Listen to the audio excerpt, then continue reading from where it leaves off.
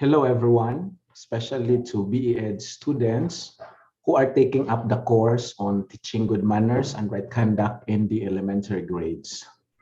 Today, we will going to discuss the content of Lesson 3, Understanding the Background of the Framework of Teaching Good Manners and Right Conduct or Edukasyon sa Pagpapakatao. You learned in the previous lesson the role of a teacher as well as the shift of the paradigm in teaching values education. You also learned that students catch values by seeing them from teachers who lived by example. The need to develop a good and desirable Filipino value system strengthen the demand for values formation.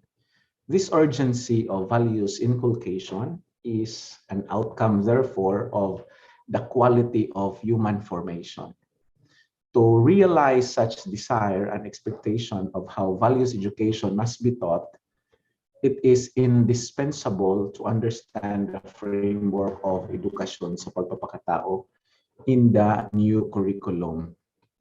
So once again, for this lesson, we will going to learn the background of the framework, which is necessary in developing a holistic and a proper view of the subject matter. After completing this lesson, you are expected to discover the reasons of the improvement of the framework of edukasyon sa pagpapakatao and to identify the salient concepts that comprise the formation of the framework of edukasyon sa pagpapakatao. Okay, so let's get started. The new curriculum for values education under RA 1033 or the Enhanced Basic Education Act of 2013, it is renamed as Edukasyon sa Pagpapakatao from Edukasyon sa Pagpapahalaga. It aims at shaping students to make responsible decisions and actions. As a vital part of the school curriculum, edukasyon sa pagpapakatao is the process by which values are formed in the learners under the guidance, of course, of the teacher and as students interact with their environment. As embedded in the 1987 Constitution, the Department of Education envisioned a just and humane society, which called for shared culture and commonly held values such as truth, justice, freedom, love, equality, and peace. This is reflected in the latest DepEd's Edukasyon sa Pagpapakatao Gabay Pang Curriculum, which was issued last December of 2013. The curriculum guide covered the essential information concerning the subject. It reads, ang edukasyon sa pagpapakatao ay isa sa mga asignatura na pinaunlad ng programa ng Batayan K-12 na gagabay at huhubog sa mga kabataan. Tunguhin nito ang paghubog ng kabataang nagpapasya at kumikilos ng mapanagutan tungo sa kabutihang panglahat. Nangangahulugan na ito na ililinang at ipinauunlad ang pagkataong etikal ng bawat mag-aaral upang maipamalas nito ang kailangang taglay na siyang 5 pangunahing kakayahan. At ano ito?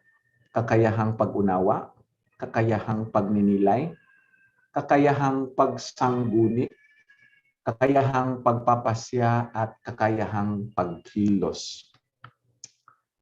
An excellent and comprehensive education system expects to create the necessary human capital and knowledgeable workers who will bring the country to greater heights.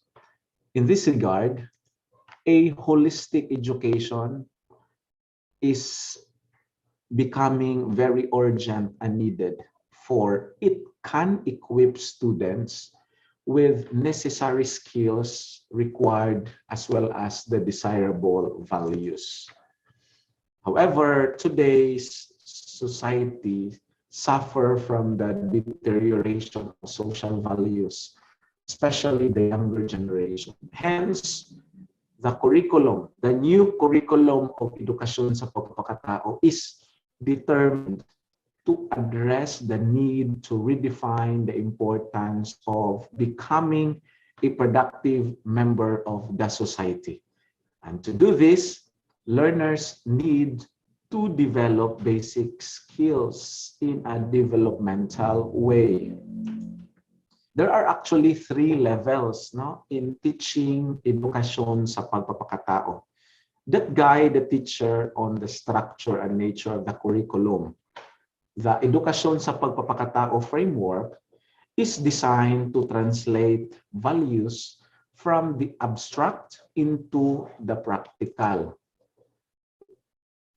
The levels include kindergarten to grade 3 level, elementary level, particularly in grade 4 to grade 6, and lastly, the secondary levels from grade 7 to grade 10.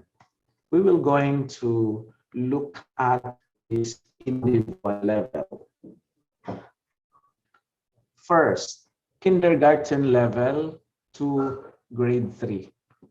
Naipamamalas ng mag-aaral ang pag-unawa sa konsepto at gawaing nagpapakita ng pananagutang pansarili, pampamilya, pagmamahal sa kapwa, pamayanan at sa bansa, at sa Diyos tungo sa maayos at masiyang pamumuhay.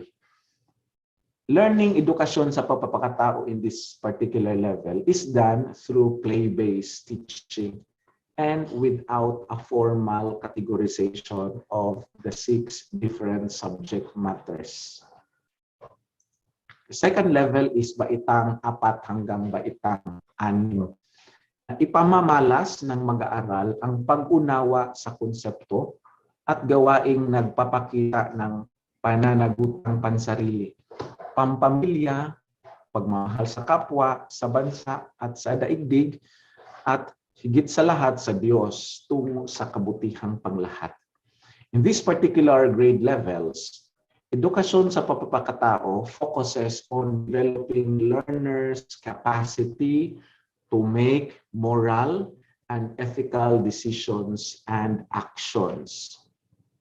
While the last level is from grade 7 to grade 10, or the secondary levels.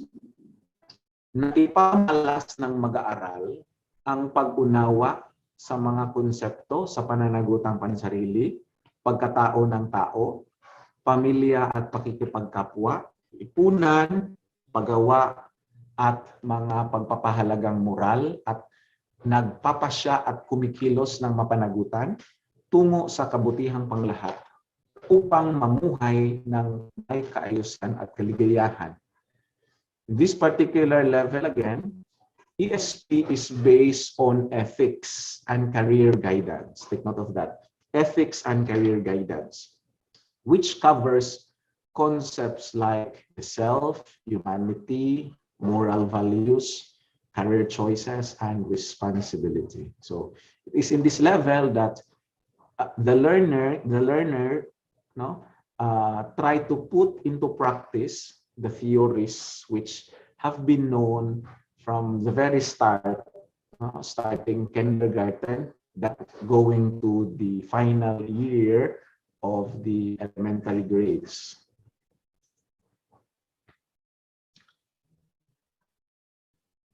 Lastly, in this globally and digitally interconnected world, all learners from cradle to career need new skills and knowledge to succeed.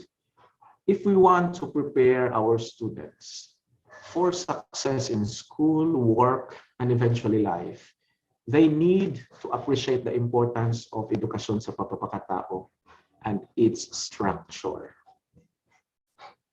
Okay, so that would be all for this particular lesson. This is a very short lesson.